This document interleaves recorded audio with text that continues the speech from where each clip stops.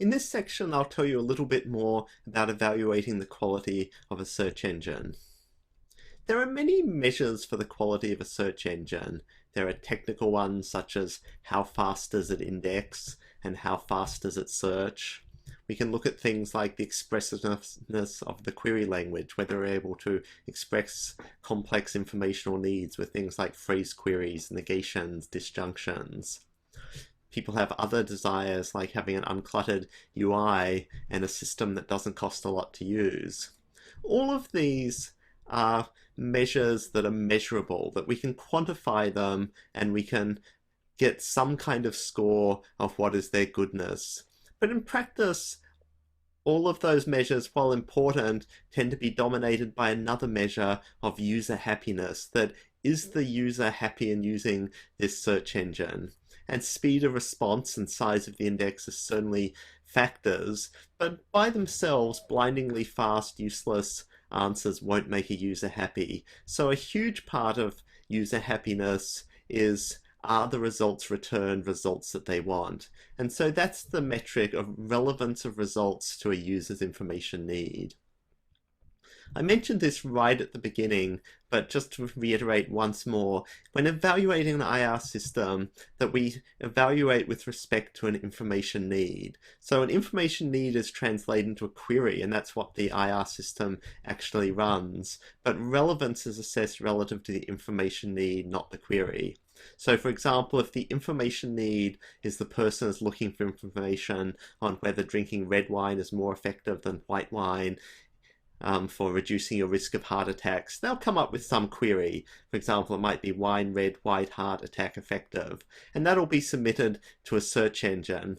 And in evaluating the effectiveness of the search engine and returning relevant results, we're not asking, are the results that the search engine returns documents that simply have those words on the page? Rather, we're saying, do these documents address the user's information need? Okay, well, how can we go about doing that? Well, if the search engine returns a set of results, well, then what we can do for evaluation is, if we start off with three things, if we have some benchmark collection of documents that we can use for evaluation, and we have some benchmark set of queries, which are in some sense representative of information needs of interest, and then we've gathered this third thing, which is assessor judgments of whether particular documents are relevant to particular queries. Commonly in practice, this can't be assembled exhaustively, certainly not if the document collection is large, but at least for a particular set of documents that are returned by particular search engines, we can get the assessor to judge whether those documents are relevant to the queries. Well, if we have a results set with just these three things, we're in business, because we can use exactly the same measures that we looked at previously, precision, recall, and the F measure that combines them. And these are suitable good measures for exactly the same reason that they are good measures for when we're talking about things like named entity recognition, that normally only a few documents will be relevant to a particular query, and so we can measure that much better by looking at these measures of precision and recall. But what if we've now moved on to a search engine that returns ranked results? We can't just totally straightforwardly use these measures of precision, recall, and F measure, because the system can return any number of results. In fact, the number it returns normally depends on how often we keep on clicking asking for more. But if we sort of look at any initial subset of the results, we can then work out the precision and recall for that subset, and then by putting them together we can come up with a precision recall curve. Let's look at how that works. So here are the first 10 results for a search engine, where we've labeled each result as either relevant or not relevant according to an assessor's judgment. And so then we can take any initial subsequence of these documents and work out a recall and precision. So for the first document, the system got it right. It's a relevant document. And let's assume that overall there are 10 relevant documents in the collection. So it's gotten 1 out of the 10 relevant documents, and so its recall is 0.1. And well, since that document was relevant, the system was right on the first answer, its precision is 1 at this point. Well, the next document was not relevant, so the recall of the first 2 documents, we're down to here now, is 0.1, and the precision is now 0.5. Another not relevant document, so the precision is, the recall is still 0.1, and the precision is now dropped to 0.33. And if we look at the set of the top 4 documents, we've now found 2 of the 10 relevant ones, so recall is 0.2, and our precision has gone back up again to 0.5. The 5th one is also relevant, so now our recall is up to 0.3, and our recall is up to 3 out of 5, 0.6. And we can keep on going down. Maybe you guys could work out what some of these entries are down here.